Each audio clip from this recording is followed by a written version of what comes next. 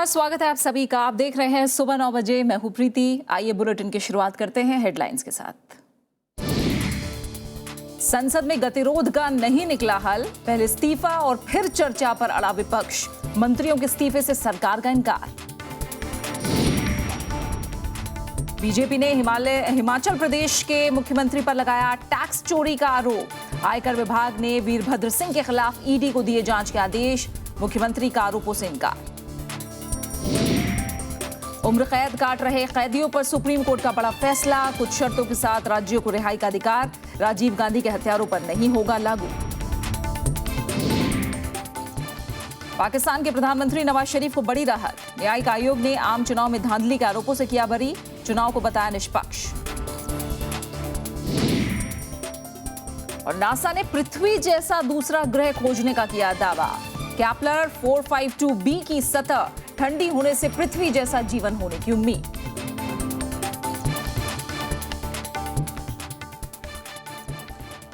सबसे पहले बात संसद की मॉनसून सत्र की।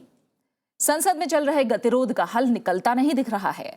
राज्यसभा के नेता अरुण जेटली की तरफ से कल बुलाई गई सर्वदलीय बैठक में कांग्रेस ने हिस्सा लेने से इनकार कर दिया।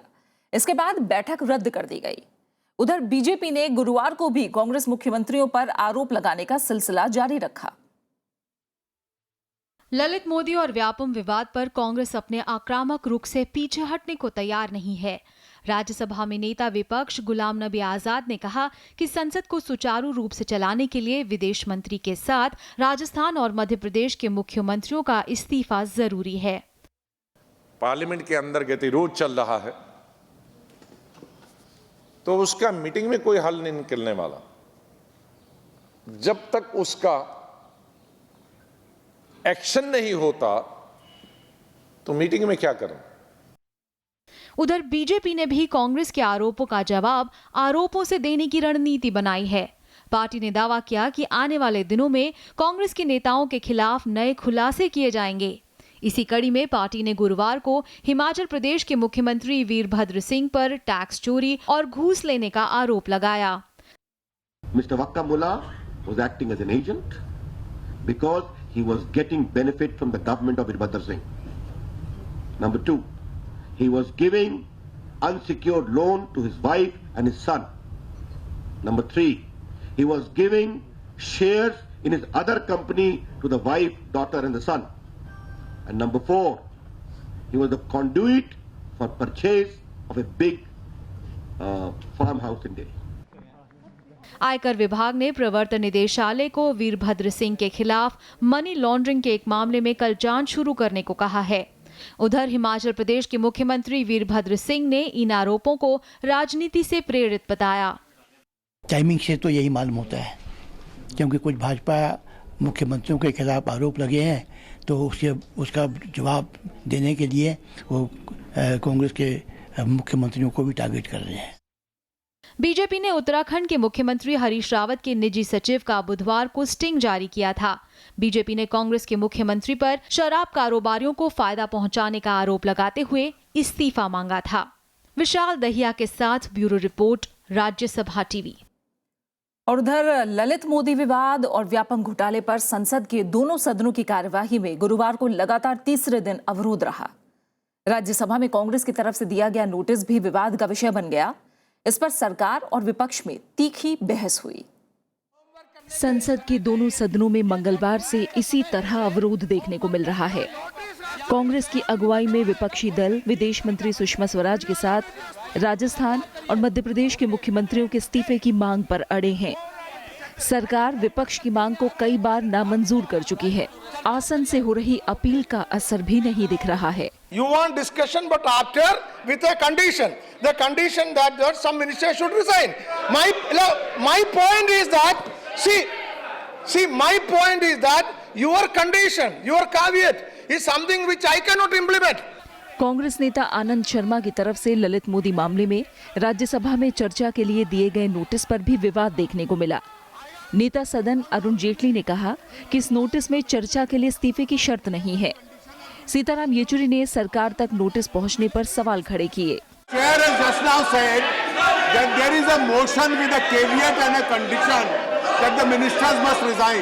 Mr. Anand Sharma's motion today is without that condition or caveat. He simply wants a discussion without a resignation.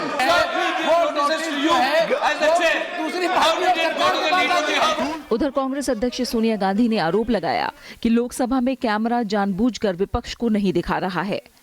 Party ने भ्रष्टाचार के मामलों पर प्रधानमंत्री से भी जवाब मांगा। हालांकि सरकार ने विपक्ष पर चर्चा से भागने और संसद को बाधित करने का आरोप लगाया। देश के प्रधानमंत्री हैं, आप बीजेपी के प्रधानमंत्री नहीं हैं, आप हिंदुस्तान के प्रधानमंत्री हैं, आप इस देश की जनता के प्रधानमंत्री हैं। आप इस जनता की आवाज सुनिए, जनता आपसे पूछ रही है आप इसके बारे में क्या सोचते हो। एक्शन तो बाद की बात है, आप सिर्फ ये बता दो कि सोचते क्या हो। सदन चल रहे, पद्धति है, परंपरा है, विषय सदन के सामने प्रस्तुत करना है। जब सदन चले, बहस शुरू हो जाए, सुषमा जी का वक्त आए, सुषमा जी जरूर बोलेंगे, इसमें कोई छिपाने का विषय नहीं है। परंपरा को ध्यान में रख के वो बाहर अभी तक नहीं बोला। सत्ता पक्ष और विपक्ष के आक्रामक तेवरों के बाद फिलहाल संसद में गतिरोध टूटता नहीं दिख रहा है। श्याम सुंदर के साथ कृति मिश्रा, राज्यसभा टीवी। इस बीच संसद की पर्यावरण और वन संबंधी स्थायी समिति ने TSR सुब्रमण्यम कमेटी की सिफारिशों को खारिज कर दिया है। इसमें पर्यावरण से जुड़े कई कानूनों में संशोधन समेत कई अहम सिफारिशें थीं। संसद की स्थायी समिति ने सिफारिशों को पर्यावरण संरक्षण की भावना के विपरीत बताया है और रिपोर्ट तैयार करने में जल्दबाजी की बात कही है। TSR सुब्रमण्यम समिति ने रिपोर्ट में वन और पर्यावरण कानूनों में बदलाव की सिफारिश की थी। संसद की पर्यावरण और वन संबंधी स्थायी समिति ने रिपोर्ट की पड़ताल और संबंधित पक्षों की राय लेने के बाद इसे खारिज कर दिया है। एक ने भी दूसरी बात नहीं की, सबने कहा कि ये बुनियादी तौर पर गलत है, हम लोगों को मौका नहीं मिला। अगर सरकार ये चाहती भी है कि कुछ बदलाव हो तो एक कॉम्प्रिहेंसिव डिस्कशन सब स्टेक होल्डर से हो। इन सारे व्यूज़ को सामने रखते हुए हमने सर्वसम्मति से ये सिफारिश की है कि TSR सुब्रमण्यम रिपोर्ट जो है उसको कार्यान्वित ना किया जाए। TSR सुब्रमण्यम समिति ने 18 नवंबर 2014 को रिपोर्ट सरकार को सौंपी थी। इसने पर्यावरण, वन और वन्य जीव संरक्षण के अलावा जल और वायु प्रदूषण नियंत्रण से जुड़े कानूनों की समीक्षा की। समिति ने खनन से जुड़े कानूनों में बदलाव, नेशनल ग्रीन ट्रिब्यूनल के अधिकार में कमी और जन सुनवाई में केवल स्थानीय लोगों की हिस्सेदारी समेत कई सिफारिशें की। लेकिन संसद की स्थायी समिति की राय है कि रिपोर्ट जल्दबाजी में तैयार की गई है। इस पर अमल से पर्यावरण, वन और वन्य जीवों पर बुरा असर होगा। पर्यावरण का बचाव भी रहे, वन भी रहे और आर्थिक विकास भी रहे, दोनों का समन्वय करना ही एक चुनौती है। और अगर आप ये समझें कि कानून, पर्यावरण संबंधी कानून बदल देते हैं तो विकास हो जाएगा, तो वो सस्टेनेबल विकास नहीं होगा।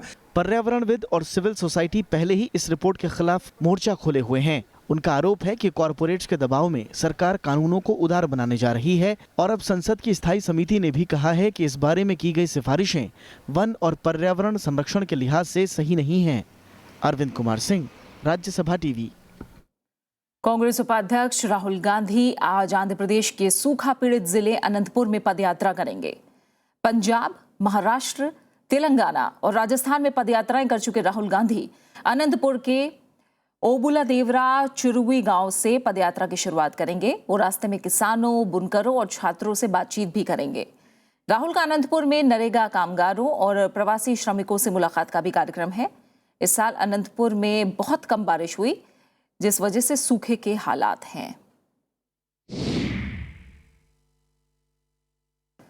दिल्ली महिला आयोग के अध्यक्ष की नियुक्ति विवाद पर आम आदमी पार्टी सरकार नरम पड़ गई है। मुख्यमंत्री अरविंद केजरीवाल ने कल इससे जुड़ी फाइल उपराज्यपाल नजीब जंग को भेज दी, लेकिन एक चिट्ठी भेजकर उपराज्यपाल पर केंद्र के इशारे पर काम करने और राज्य महिला आयोग को निष्क्रिय करने का आरोप लगाया है।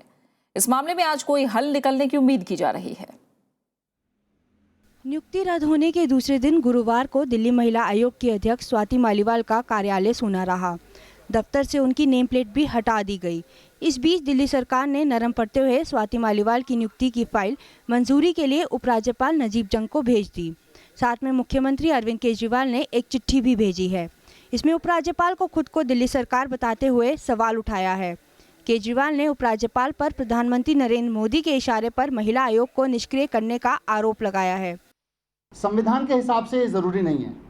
संविधान में कहीं नहीं लिखा हुआ कि ये फाइल वहाँ जानी चाहिए, पर हमारे लिए जैसा मैंने कहा दिल्ली की सुरक्षा, दिल्ली में महिलाओं की सुरक्षा का मुद्दा, दिल्ली में महिलाओं के मुद्दे पे काम करना, DCW उस पर काम करे, ये महत्वपूर्ण है। इसलिए हमने कहा ठीक है भेज देते हैं, इसमें हमें कोई दिक्कत नहीं। स्वाति मालीवाल ने कहा है कि उपराज्यपाल की मंजूरी के बाद ही वह कार्यभार संभालेंगी।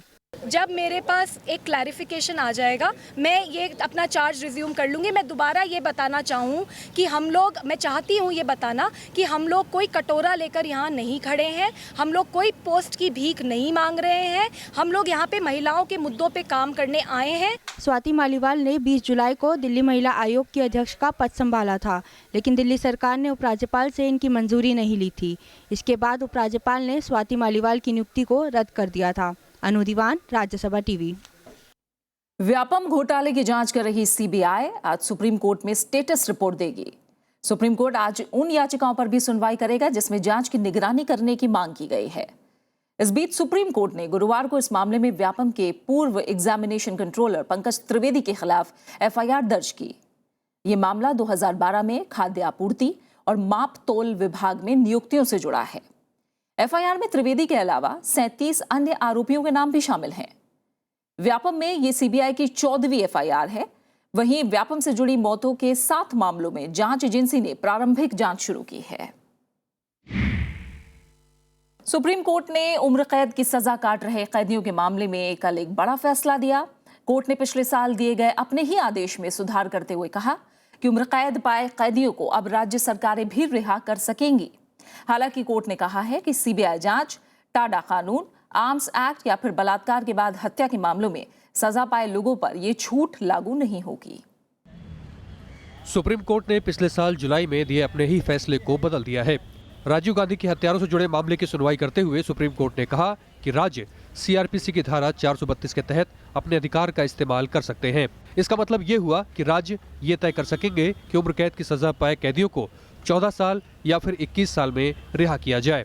हालांकि इस फैसले में शर्तें भी लागू होंगी जिसके तहत आर्म्स एक्ट, टाडा कानून या फिर बलात्कार के बाद हत्या के मामले में ये छूट लागू नहीं होगी। हालांकि जानकारों का मानना है कि इस फैसले से संशय की स्थिति पैदा हो सकती है।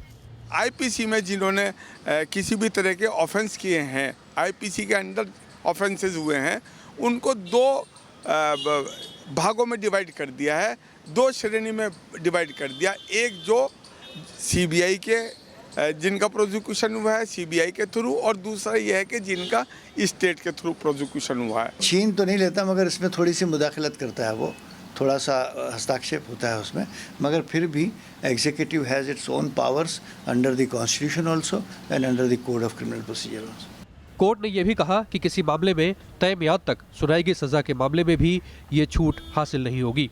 सुप्रीम कोर्ट ने कहा कि इस फैसले का असर पूर्व प्रधानमंत्री राजीव गांधी के हत्यारों से जुड़ी सजा पर नहीं पड़ेगा।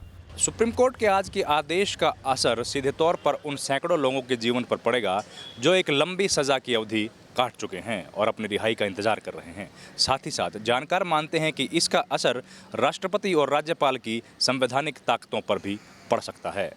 कैमरामैन राजदीप के साथ दिल्ली से रविंद्र सिंह शोराण, राज्यसभा टीवी। मद्रास हाईकोर्ट ने सन ग्रुप को एफएम रेडियो के तीसरे चरण की नीलामी प्रक्रिया में हिस्सा लेने की अनुमति देने का अंतरिम आदेश जारी किया है। कोर्ट ने आदेश देते हुए नीलामी के परिणाम अगले आदेश तक सील बंद लिफाफे में रखने को कहा है।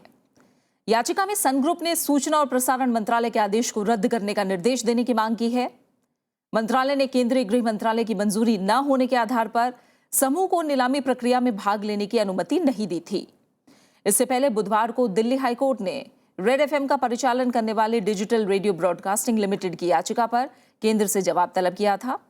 कोर्ट ने रेड एफएम को मॉक ऑक्शन में भाग लेने की भी मंजूरी दी। सूचना और प्रसारण मंत्रालय को 24 जुलाई तक जवाब देना है। नीलामी 27 जुलाई को होनी है।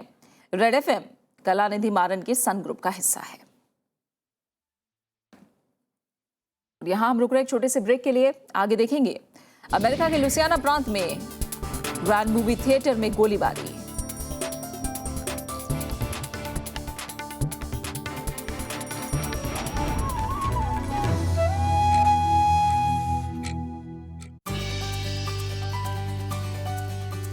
राज्यसभा टीवी का ये बेहद खास प्रोग्राम है गुफ्तगू।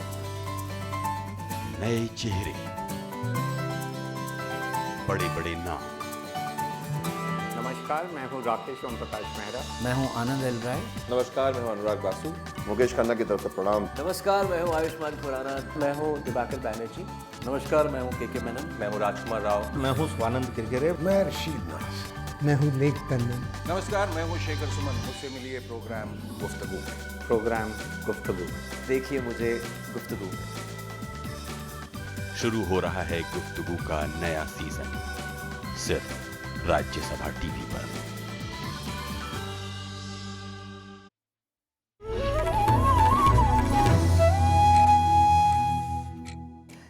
सीमा पर पाकिस्तान की तरफ से जारी संघर्ष विराम का उल्लंघन जारी है। कश्मीर के कुपवाड़ा जिले के तंगधार सेक्टर में कल सेना और घुसपैठ कर रहे आतंकियों के बीच हुई मुठभेड़ में 2 आतंकवादी मारे गए। इस मुठभेड़ में सेना के 2 जवान जख्मी भी हुए हैं। पिछले काफी समय से सीमा पार से आतंकियों की घुसपैठ की कोशिशें जारी हैं। सेना ने लाइन ऑफ कंट्रोल पर संदिग्ध गतिविधियों के चलते ऑपरेशन बुधवार शाम शुरू किया था। सेना का कहना है कि आतंकवादी हर साल घुसपैठ की कोशिश करते हैं, लेकिन इस बार आतंकवादी पाकिस्तानी सेना से काफी मदद ले रहे हैं। हमने ये पता लगा है कि जो पाकिस्तान के साइड से आर्मी और उनका जो पैरामिलिट्री फोर्स है उनसे काफ़ी सहायता ये मिलिटेंट लोग ले रहे हैं, तो ये थोड़ा सा हमारे कंसर्न है। FTII सोसाइटी के सदस्यता से फिल्म निर्माता जहानू बरुआ, फिल्मकार संतोष सिवन और अभिनेत्री पल्लवी जोशी का इस्तीफा सरकार ने मंजूर कर लिया है। गजेंद्र चौहान को FTII का अध्यक्ष नियुक्त किए जाने के विरोध में छात्रों के आंदोलन को देखते हुए इन तीनों ने इसी महीने की शुरुआत में अपने पद से इस्तीफा दे दिया था। इस बीच FTII ने 13 पूर्व छात्रों को कोर्स पूरा होने के बावजूद कैंपस खाली नहीं करने को लेकर भी नोटिस जारी किया है। साथ ही FTII के कर्मचारी ने 10 छात्रों पर परेशान करने और धमकाने का आरोप लगाया है और इसके खिलाफ FIR भी दर्ज कराई है। हालांकि FTII स्टूडेंट एसोसिएशन ने इन आरोपों से इनकार किया है। अध्यक्ष पद पर गजेंद्र चौहान की नियुक्ति के विरोध में छात्रों के विरोध प्रदर्शन और हड़ताल का आज 43वां दिन है। खाद्य नियामक FSSAI ने हेल्थ सप्लीमेंट्स विशेष आहार को दवाइयों की श्रेणी में बेचने पर पाबंदी लगाने का प्रस्ताव दिया है। नए नियम के मुताबिक अब हेल्थ सप्लीमेंट्स बनाने वाली कंपनियां इनके चिकित्सीय औषधि होने यानी इन उत्पादों से किसी खास बीमारी के कम होने का दावा नहीं कर पाएंगी।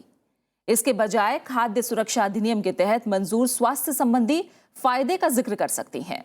अब फूड सप्लीमेंट्स पर फूड या हेल्थ सप्लीमेंट और नॉट फॉर मेडिसिनल यूज साफ साफ लिखना जरूरी होगा। साथ ही आयुर्वेद, सिद्ध और यूनानी उत्पादों को लेकर भी मानक जारी किए गए हैं। इन उत्पादों के पूरक आहार के तौर पर रोजाना इस्तेमाल की अधिकतम सीमा तय की गई है। साथ ही इनमें इस्तेमाल होने वाले दूध, घी, शहद, सोने, चांदी वगैरह के इस्तेमाल की अधिकतम सीमा भी तय कर दी गई है। इन नियमों के प्रस्ताव पर FSSAI जल्द ही अंतिम निर्णय लेगा। एसोचैम ने भी विशेष आहार और पूरक आहार के तेजी से बढ़ते बाजार के मद्देनजर FSSAI से सुरक्षा मानक जारी करने की मांग की थी। जम्मू कश्मीर में लगातार बारिश से लोगों की दिक्कतें बढ़ती जा रही हैं। राज्य की नदियां अभी भी उफान पर हैं और कई इलाकों में पानी भरा है।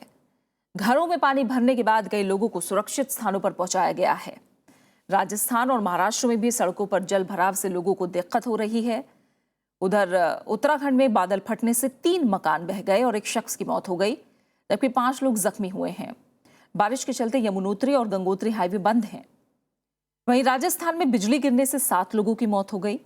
मौसम विभाग ने अगले 24 घंटे में उत्तर भारत में कई जगह भारी बारिश की संभावना जाहिर की है। 2013 के आम चुनाव में धांधली के आरोपों का सामना कर रहे पाकिस्तान के प्रधानमंत्री नवाज शरीफ को बड़ी राहत मिली है। सुप्रीम कोर्ट की तरफ से नियुक्त न्यायिक आयोग ने उनकी पार्टी PMLN को इन आरोपों से बरी कर दिया है। इमरान खान की अगुवाई वाले विपक्षी दल तहरीक इंसाफ ने ये आरोप लगाए थे। पाकिस्तान के सुप्रीम कोर्ट की ओर से नियुक्त न्यायिक आयोग ने कहा कि 2013 के आम चुनाव निष्पक्ष थे। आयोग ने माना है कि चुनाव करवाने में चुनाव आयोग से कुछ गलतियां हुई, लेकिन सबूतों से साफ है कि चुनाव में धांधली नहीं हुई। रिपोर्ट आने के बाद प्रधानमंत्री नवाज शरीफ ने देश को संबोधित किया। तकरीबन 3 माह की कार्रवाई के बाद इंक्वायरी कमीशन की जामे रिपोर्ट हमारे मौक़िफ़ ही की नहीं बल्कि पाकिस्तानी आवाम के मैंडेट की तौसीक भी है। ये जमहूरियत आईनी निज़ाम और इदारों की बलूगत की अलामत है। दरअसल इमरान की अगुवाई वाली पाकिस्तान तहरीक-ए-इंसाफ ने चुनाव में धांधली का आरोप लगाकर पिछले साल अगस्त में बड़ा आंदोलन चलाया था। सरकार और तहरीक-ए-इंसाफ में इन आरोपों की न्यायिक आयोग से जांच कराने पर सहमति बनी थी। आयोग ने अपनी 300 पेज की रिपोर्ट सरकार को भेज दी है। आज का पाकिस्तान अल्लाह ताला के फजलो करम से 2 साल पहले वाले पाकिस्तान से कहीं बेहतर है। हमारी मईशत तेजी से मजबूत हो रही है। पाकिस्तान की आलमी साख बेहतर हो रही है और इंशाअल्लाह 3 साल बाद का पाकिस्तान आज के पाकिस्तान से कहीं ज़्यादा रोशन, खुशहाल और तवाना होगा। नेशनल असेंबली की 272 सीटों में PMLN के पास फिलहाल 129 सीटें हैं।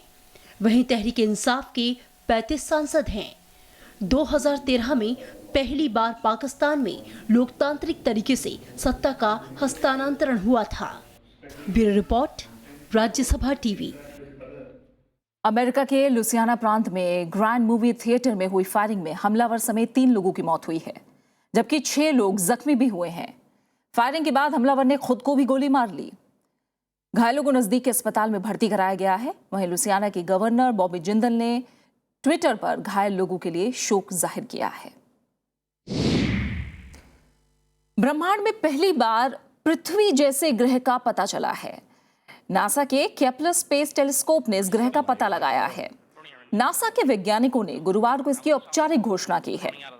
पृथ्वी से मिलते जुलते गुणों का ये ग्रह हमसे करीब 1400 प्रकाश वर्ष दूर है और आकार में करीब 60% बड़ा है। ये ना ज्यादा गर्म है और ना ही ज्यादा ठंडा, जिससे यहां पानी और जीवन होने की उम्मीद है। पृथ्वी जैसा जीवन होने की उम्मीद के कारण इसे अर्थ 2 का भी नाम दिया जा रहा है। भार के मामले में यह पृथ्वी से 5 गुना बड़ा है और सतह का गुरुत्वाकर्षण दुगना है। इस नए नवेले ग्रह का नाम केपलर 452b रखा गया है। नक्षत्र सिग्नल में स्थित ये एक एक्सोप्लैनेट है, यानी ऐसा ग्रह जो हमारे सौरमंडल से नहीं है, लेकिन सौरमंडल के 9 ग्रहों की तरह ही वो भी सूरज जैसे तारों का चक्कर लगाता है, ये माना जा रहा है। ब्रह्मांड में जीवन की खोज के लिए स्थापित किए गए नासा के केपलर स्पेस टेलीस्कोप का मुख्य मकसद एक्सोप्लैनेट की खोज करना ही है। हालांकि केपलर स्पेस टेलीस्कोप इससे पहले भी कई एक्सोप्लैनेट का पता लगा चुका है। क्रिकेट की दुनिया से खबर, श्रीलंका दौरे के लिए टीम इंडिया का चयन कर लिया गया है। विराट कोहली की अगुवाई वाली 15 सदस्यीय टीम में लेग स्पिनर अमित मिश्रा की 4 साल बाद वापसी हुई है। दौरे पर टीम इंडिया को 3 टेस्ट मैच खेलने हैं। श्रीलंका दौरे के लिए 15 सदस्यीय भारतीय क्रिकेट टेस्ट टीम का ऐलान कर दिया गया है। विराट कोहली टीम की कमान संभालेंगे। लेग स्पिनर अमित मिश्रा ने 4 साल बाद टेस्ट टीम में वापसी की, जबकि अनुभवी स्पिनर हरभजन सिंह को टीम में जगह दी गई है। लेग स्पिनर कर्ण शर्मा को चोट के कारण बाहर रखा गया है, जबकि युवा बल्लेबाज केएल राहुल ने टीम में जगह बरकरार रखी है। कप्तान चेंज होने के बाद इफेक्ट तो होगा ही, क्योंकि हर एक का तरीका, नजरिया अलग अलग होता है, देखने का, खिलाने का, लीड करने का।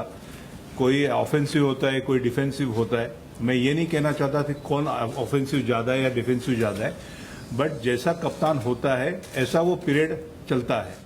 श्रीलंका दौरे पर जाने वाली टीम इंडिया के खिलाड़ी हैं विराट कोहली, शिखर धवन, मुरली विजय, केएल राहुल, चेतेश्वर पुजारा, अजिंक्य रहाणे और रोहित शर्मा। इसके अलावा विकेटकीपर के तौर पर रिद्धिमान साहा को जगह दी गई है।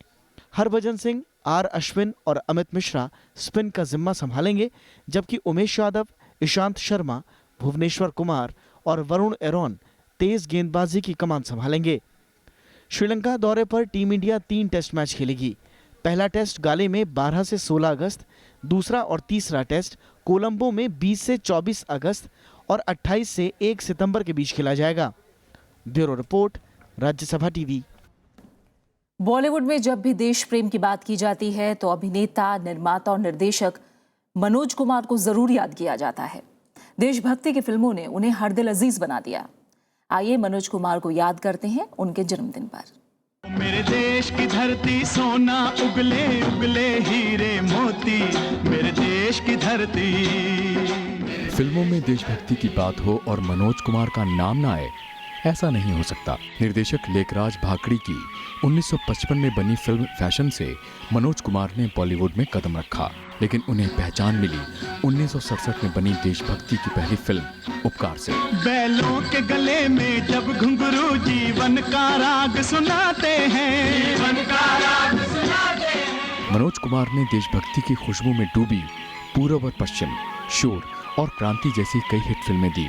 फिल्म शहीद में उन्होंने शहीद भगत सिंह का जीवंत अभिनय कर इस किरदार को हमेशा के लिए यादगार बना दिया। ऐ वतन हमको तेरी कसम, तेरी राहों में जहाँ तक लुटा जाएंगे। मनोज कुमार ने अपनी फिल्मों के जरिए देशभक्ति के जज्बे को आम लोगों तक पहुंचाया। अपने सरों की चढ़ा जाएंगे।